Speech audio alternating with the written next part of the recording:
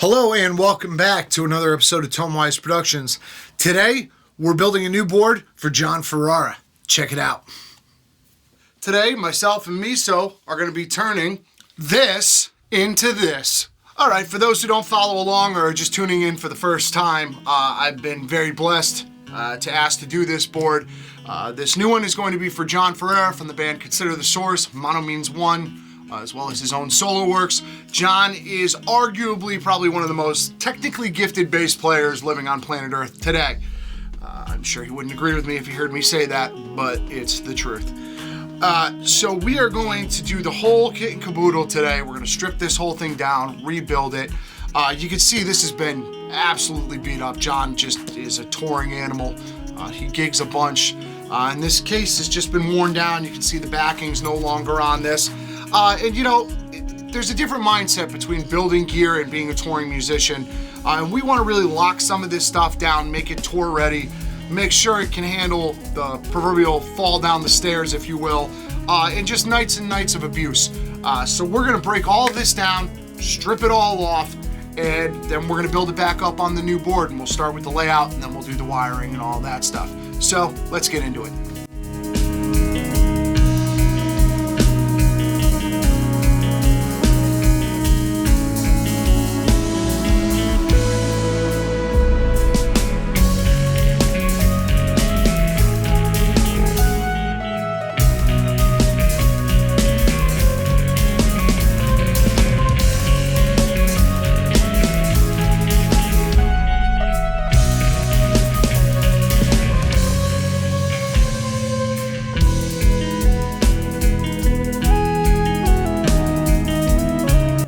Alrighty, so we've got everything broken down, cleaned off, got all the tour schmuck off of it, and we've got it basically laid out in the basic format that we're going to be looking at moving forward here. I have these custom 3D printed risers built. You can see we have cable channeling built into the side of them here, recesses for the dual lock, as well as cable channeling on the end. There are two of them, so we basically are making a risen back row for easier access. The general layout we are going to be looking at is going to look something like this. We are using two of the Fender Engine Room Level 8s here. A lot of pedals, a lot of power. The actual signal path is going to vary a little bit. I'll talk about it at the end. I actually have it in my notes. It's so all over the place that I don't quite remember myself. But the whole reasoning for this layout is for John to access the stuff he wants to get to most often, the easiest. So that's kind of why things are the way they are. It's more for flow of playing rather than signal flow. So next things next, we're going to tear down the top. I'm going to get the risers stuck into place, and then we're going to lay all of these pedals out and then run power and audio at the very end. So let's get into it.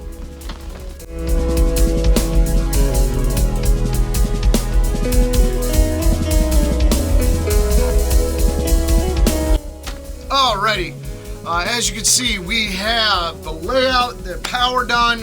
Now we are on to audio. See the way it's looking right now. I'm pretty proud of how everything came out. It's a tighter squeeze than I thought. These risers that I had don't have as much room as I was expecting them to have. That's a dimension fault on my part, but it still works. It's not going to affect anything as far as the board goes. Just makes my life more difficult.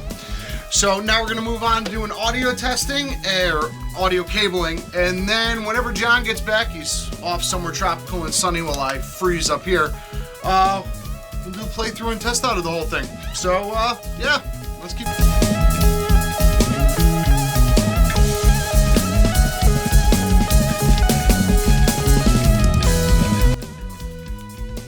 All right, and here we have it in all its glory. A couple of days later, some solid work. My hands are pretty shot. These sausage fingers aren't made for this tight of spacing. But yeah, I think it came out pretty nice. It's all locked down, ready to go. We've got an in and out set up over here that feeds in through everything. Signal chain I'll list out in text. It's written down over here, but it's fairly complicated. It's pretty much moving over from here to the volume, and then out and dispersed back and forth through a bunch of different things. The auto bit is in the loop of the mixer, which is dead last, so it's here and then to the freeze. Yeah, came out really cool. We got 2 of these Fender engine rooms powering it. We were able to sneak in a MIDI insert for the favorite switch for the auto bit. John was trying to see if we could get away with doing that. We got a trem hard mounted up here. We hid the wires as best as we could. It's very difficult on these flat boards, and especially this much stuff on a board this small. You know, I gotta know some guys who can probably do it even better than I could, but I feel pretty darn happy with it. All right, let's run through the signal chain real quick on this new board build.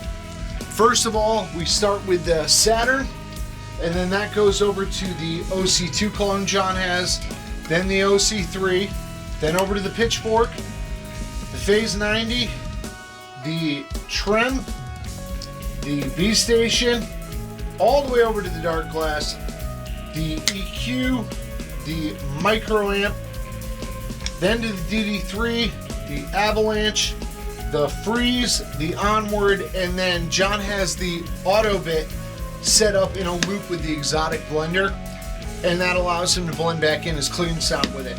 Oh, and the volume pedals first and then chain. And then that all goes back out to the Saturn, which is a breakout box. It's got an input-output, and that goes back out to the amp. So we're gonna let John play this and see what kind of cool sounds it makes.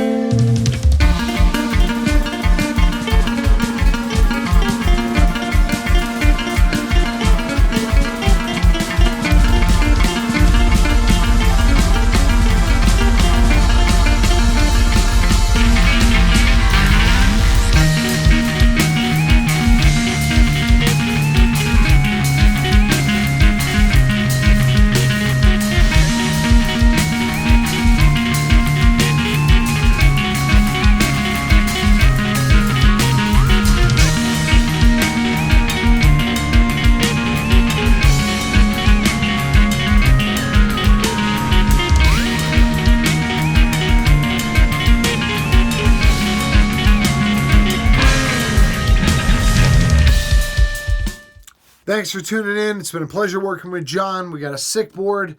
Don't forget to check out Consider the Source and Monomeans 1. And don't forget to like and subscribe to this channel.